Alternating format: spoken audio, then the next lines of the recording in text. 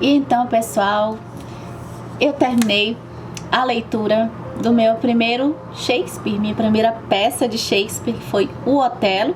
Eu li nessa edição aqui da editora Nova Fronteira e também eu tenho essa edição da Penguin, só que eu não li a peça do Otelo nela.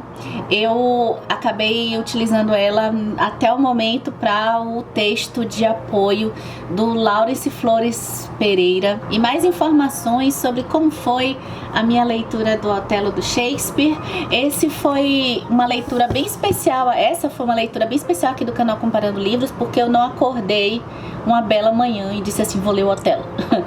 Não, eu me preparo para ler o Shakespeare há algum tempo, porque eu senti que tem um nível de complexidade maior, de dificuldade maior, considerando que eu sou uma leitora comum. Então aqui no canal Comparando Livros eu deixo essa série de vídeos mostrando que materiais eu utilizei de consulta para ler o Shakespeare, como foi que eu me preparei para ler o Shakespeare, e pode ser que ajude quem esteja começando para ler o Shakespeare. Então, nos vídeos anteriores dessa série, eu vou deixar o link aqui no box de descrições desse vídeo no YouTube. Você vai poder encontrar toda a trajetória, por que eu decidi começar a ler o Shakespeare pelo Otelo, por exemplo. Essa informação tá lá no primeiro vídeo da série, e como foi durante a leitura do Otelo, né? Que leituras de apoio eu fui lendo, o que eu andei pensando durante a leitura. E o interessante é que eu tô deixando esse material de uma leitura que deu super certo.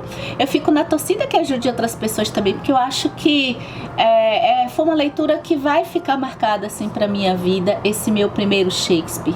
Ler Otelo foi uma delícia. E eu resolvi nesse vídeo aqui falar de 6 assuntos sobre a peça do Otelo. Eu quis discutir 6 assuntos aqui com vocês.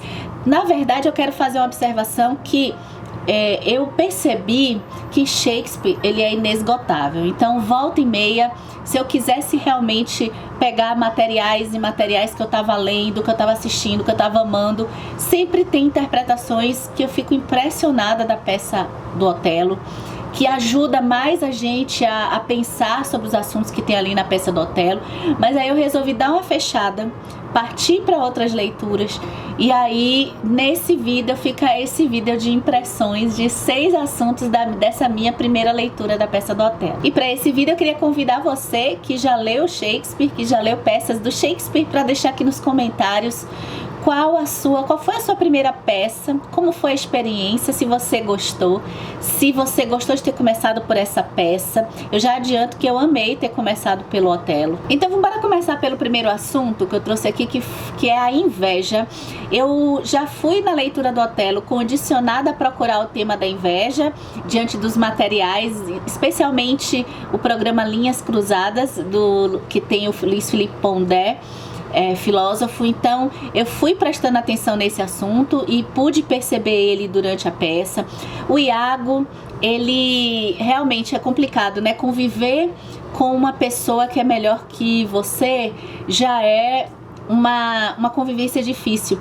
Iago, eu acho que ele sofre, né? Eu percebo a inveja nele durante a peça, muito por conta do título da peça, que a gente ainda vai conversar mais adiante. Otelo é o Mouro de Veneza. O Mouro aqui, vamos pensar, né? Para mim, eu sempre, lendo a peça, pensei meio que no negro, né? E a gente vai também pro assunto da heterotopia daqui a pouco. Agora imagina o que é Otelo, general, aquela pessoa que tá na patente mais alta, e toda vez que Otelo fala, a gente percebe a diferença de fala de Iago para Otelo. E como que para Iago, o fato dele ser mouro também, quer dizer, alguém que possivelmente, aqui uma interpretação minha, ele sabe que as dificuldades de afirmação de alguém mouro, né, alguém negro ali, alguém que não é o comum ser de Veneza, mas ele é de Veneza, não seria tão fácil quanto ele. Iago, eu acho que representa muita dificuldade, talvez aí da branquitude. Leandro Carnal, historiador famoso aí da internet, ele diz muito que a inveja é o único pecado capital que ninguém admite que tem. E Iago, né, na peça, ele não, em nenhum momento assim, eu percebi que ele admite a inveja, ou que o nome inveja é mencionado por outra pessoa. Não, o Iago, inclusive, ele coloca justificativas do porquê que ele odeia o Mouro. Ele justifica que uma pessoa disse que o Mouro talvez tenha se deitado com a sua mulher. Mas aí mais na frente na peça a gente vai ver que não, que essa pessoa que ele fica falando, que disseram, e que o Mouro se deitou com a mulher dele, não, era um bêbado, então não teria nem que levar assim em conta, né? Então é a justificativa de Iago, meio que pra plateia, pro público e para as outras pessoas, do porquê que ele odeia tanto este homem. Eu gostei de pensar nesse tema da inveja do Otelo, porque eu acho que vai me ajudar em outras leituras, que do Caim e Abel, por exemplo, que já começa por aí, né?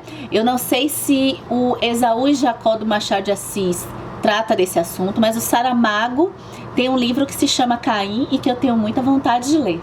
Segundo assunto aqui, eu acho que é o assunto principal da peça do Otelo, que é o ciúme. Na verdade é um estudo sobre o ciúme corroendo este homem que é o Otelo. No segundo vídeo dessa série, eu cheguei a comentar sobre ciúme e adultério, né? Que eu fiquei pensando muito numa determinada passagem da peça. Eu vou colocar aqui uma linha de um tempo que eu fiquei pensando, né? Olha, o ciúme é interessante, né? O ciúme, ele chega antes do adultério. E eu fiquei pensando assim, o que é melhor? Já saber que existe o adultério ou ficar na dúvida? Porque o ciúme sempre paira na dúvida. Uma vez que o adultério acontece, no caso, que a pessoa fica sabendo do adultério, acho que já não tem mais assim o ciúme, porque ela já sabe. Então já não tem mais aquela tormenta. Eu pensei numa linha do tempo em que a pessoa não desconfia, né? Pensando assim no indivíduo, né? Então a pessoa primeiro não desconfia de nada. Aí se a pessoa começa a desconfiar, é a tormenta, é o ciúme. E havendo o adultério, havendo a prova, já não tem mais o ciúme. O período que eu acho mais atormentador, até pela peça, talvez seja o ciúme. Tem um momento na peça que Otelo fala, inclusive, que ele preferia que Desdémona estivesse deitando com o exército inteiro, mas que ele nem passasse pela cabeça dele que ela pudesse estar fazendo isso. Uma vez que ele está pensando, que está na cabeça dele a possibilidade dela trair, ele já não tem mais paz. O casamento dele aí já está totalmente por um fio. O Laurence Flores Pereira, né, o tradutor do Otelo nessa edição da Penguin, ele tem um texto de apoio aqui que vai falar uma coisa que eu não tinha pensado durante a leitura da peça, mas que eu fiquei pensando depois que eu li essa análise dele, que é a questão criminal. Tem muitos ramos, tem vários ramos do direito que juntam a literatura e estudam as peças do Shakespeare.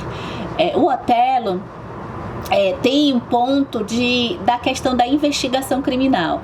Então a gente tem razão e toda a emoção ali, porque Otelo, quando ele já desconfia, né, quando ele começa a desconfiar por conta de Iago, ele vai dizer: eu quero uma prova. Então a gente tem meio que a razão em luta com esse ciúme, dizendo assim: eu quero a prova, e ele quer a prova ocular, a prova material. E repare que, pelo que o Laurence fala no texto dele, é interessante como Shakespeare já começa a trazer bases de uma justiça em que, se Otelo, ele pede a prova, mas a mente dele, desse processo criminal, digamos assim, de conseguir a prova, que vai ser o tal do lenço de Desdémona, a mente dele já está corrompendo a própria prática de se conseguir uma prova ocular. E o que alimenta o ciúme de Otelo? A primeira coisa que alimenta o ciúme de Otelo são as palavrinhas de Iago. Iago, nossa, como ele muito astuto, porque ele não começa induzindo que a Desdémona está traindo o Otelo. Ele começa dizendo as qualidades de Desdémona. Ele começa falando: nossa, como Desdémona é muito bonita, como Desdémona é uma mulher muito desejável, e trazendo todos esses elogios a uma situação que é um fato, que Otelo, ninguém imagina, quem tá de fora, que Desdémona vá se apaixonar por um homem como Otelo. Desdémona era amada, assim, era desejada por vários homens a pediram em casamento, inclusive o Rodrigo, que a gente ainda vai falar dele, mas ela não aceitou, ela escolheu Otelo. Acho legal pensar que a beleza de Desdémona carrega uma certa maldição. Um tema que eu gosto é o tema da beleza. A beleza carrega uma certa maldição. E aí vem pela segunda razão que eu acho que provoca o ciúme de Otelo: a autoestima. A autoestima de Otelo, até pela condição desse não lugar, a gente vai falar daqui a pouco, a heterotopia, a condição dele ser um negro, dele ser um mouro. Otelo não tem, ele não sabe. Pra ele, apesar da peça inteira a gente perceber as pessoas dizendo, olha como Otelo é um cara nobre. O próprio discurso dele no julgamento, quando o Brabâncio, que é o pai da Desdémona, fica pensando que ele fez bruxaria, porque imagina que a filha dele ia casar com um mouro, né? No discurso, que é um discurso muito bonito, a gente vê como ele tem uma nobreza, ele é um homem correto, ele é um homem honesto. Como todo ser humano, ele vai ter aquela ambivalência que a gente gosta de discutir aqui no canal Comparando Livros, né? E ele quando tem a fala que diz que ele diz que Desdémona amou ele pela quantidade de histórias, pelas histórias que ele contou, pelo homem que venceu tantas barreiras, pelo homem da prática, que Otelo é. E ele amou Desdémona porque ele achou que Desdémona sentiu piedade dele. E esse ponto é que eu vi ali, olha, Otelo tá com autoestima, ele vive numa posição que ele não sente a grandeza dele, ele não se sente poderoso nesse sentido. O Laurence Flores Pereira, nesse texto também, já vai aprofundar mais a questão psicológica de que Desdémona aí estava cumprindo um papel para Otelo, um papel da mãe, da perda da mãe. Então ele vai abordar aqui também a questão da teoria do desamparo do Freud. Outra coisa que alimenta o ciúme de Otelo é a própria personalidade do Otelo. Ele tem essa personalidade mais impulsiva, a falha, que é chamada falha fatal, né? Que os personagens de Shakespeare, das tragédias, vão sempre cometer uma falha fatal. Eu acho que a de Otelo é essa impetuosidade. Ele foi um homem que sempre foi para a guerra, um soldado. Então ele deixa, apesar dele, pela fala dele pedir a prova, ele tem a razão também ali lutando dentro dele, mas as paixões consomem. E até para investigação criminal, digamos assim, até no processo, até ele achar que tem a prova do lenço lá da Desdémona, até ele ver esse lenço dele, tá convicto, esse processo todo para ele deixa consumir por essa paixão, por essa emoção. Sem contar um outro ponto que Iago planta lá na cabeça do Otelo, é que ele diz, olha, você lembra que Brabâncio, ela deixou o pai, e ela deixou o pai para casar com ele. Então olha que mulher é essa, uma mulher que tem atitude, mas é uma mulher dessa bonita, que tem atitude. Então não tem jeito, claro que ela vai te trair. Vamos pro terceiro assunto desse papo sobre Otelo do Shakespeare. Otelo, vamos para a heterotopia. Não teve jeito, eu tentei ficar com a heterotopia só no ano de 2021, mas ela voltou aqui para as nossas histórias que a gente discute aqui no canal. O título da peça, a gente já tem uma daquelas situações em que a gente está no não lugar. Otelo é o mouro de Veneza, mas o tempo todo, em algumas situações, especialmente por Iago, tá? Iago tá sempre mencionando o preconceito dele contra o Otelo, mas outros personagens ali da peça estão sempre com um pé atrás em Otelo. Otelo tem que provar 2 vezes que ele é realmente um cara honrado. Um momento da peça que isso fica bem evidente, assim, quando ele vai ter que ir para a guerra de Chipre, escolhem ele para liderar, Otelo é o cara. E ele fica aquela dúvida, e aí, o que vai fazer com Desdémona, né? O pai não aceita mais ela. E aí ele vai levar Desdémona, mas ele faz questão, Desdémona quer ir com ele pra guerra, mas ele faz questão de dizer, olha, eu quero dizer que eu vou cumprir o meu dever para com o Estado. Eu não tô levando Desdémona para satisfazer as minhas ânsias nupciais. Outro ponto que a gente vê que Otelo não é igual aos outros é no discurso, quando ele é chamado, porque todo mundo pensa que ele fez feitiçaria para poder Desdémona gostar dele. Imagina que Desdémona ia casar com Otelo. E ele é chamado para fazer aquele discurso lindo e todos, assim, não tem muito que provar mais a favor de Otelo, porque o discurso dele já mostra como ele realmente ali está falando a verdade. Otelo vive aquela situação que a gente já discutiu aqui no canal Comparando Livros, no conto de Machado de Assis, que é Mariana.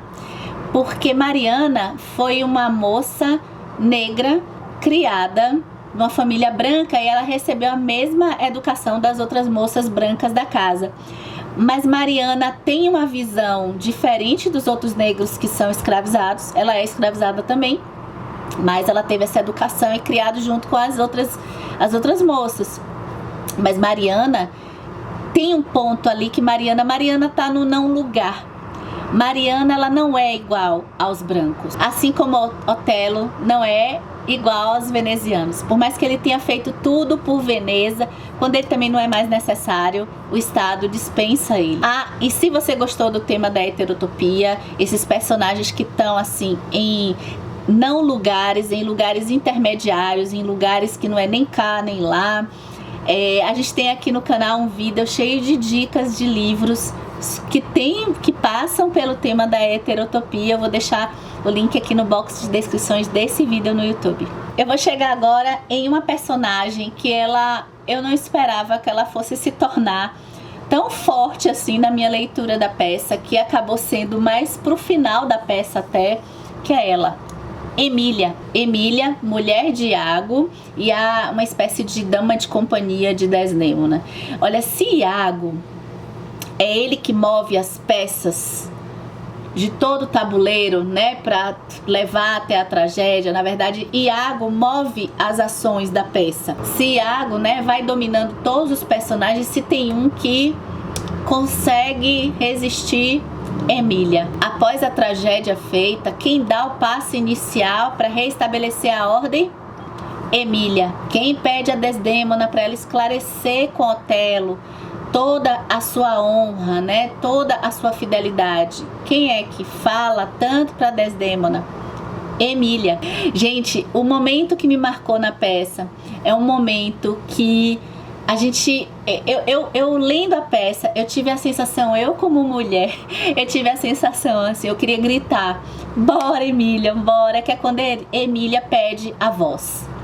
Emília, eu acho que o que Desdémona não conseguiu falar, o pouco que Desdémona conseguiu falar, porque ela já tinha a sentença para ela, a sentença dada, o que ela tenta com Otelo, não tem nada que ela fale que convença mais ele. Otelo tá todo virado, mas Emília é ao contrário, ela luta, ela não deixam ela falar, não estão deixando Emília falar, mas ela vai e ela com essa coragem consegue falar. Então quem desmascara o grande vilão da peça do Shakespeare é Emília. Agora é uma pena, né? É nada mais realista, porque Emília sofre as consequências que sofreriam qualquer mulher que deseja falar. O quinto assunto para jogar aqui na roda é a ascensão e queda de Adão e Eva. Vamos lá voltar para o livro do Gênesis da Bíblia, ou também para o Paraíso Perdido do John Milton,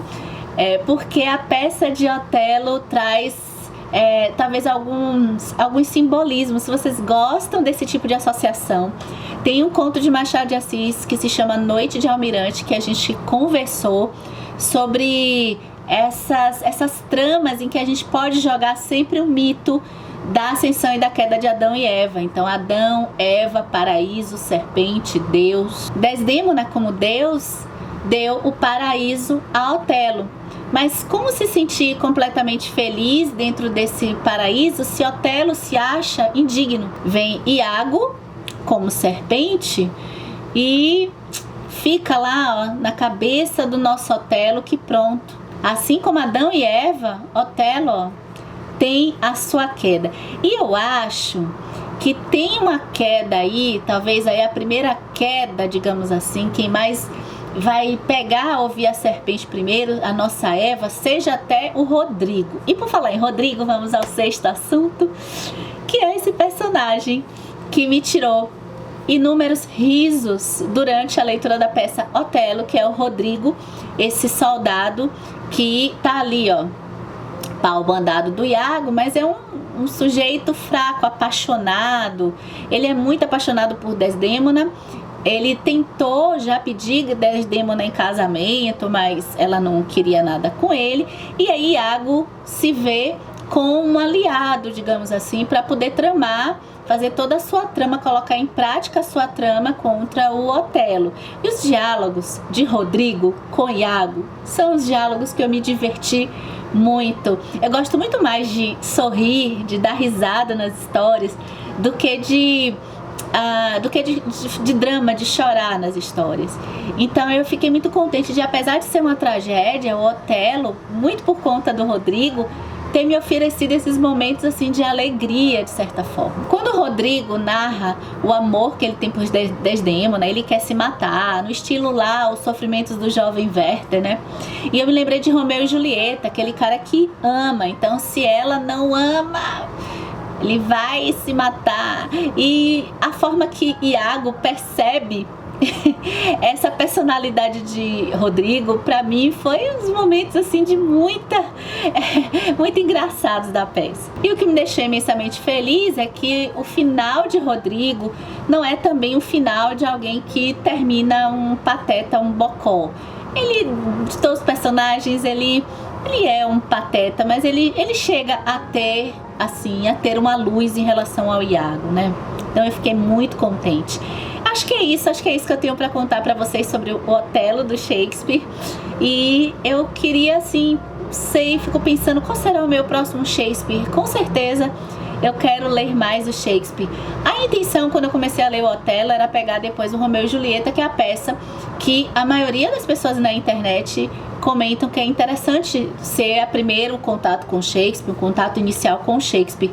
Mas eu confesso que eu tô me sentindo muito atraída por Macbeth.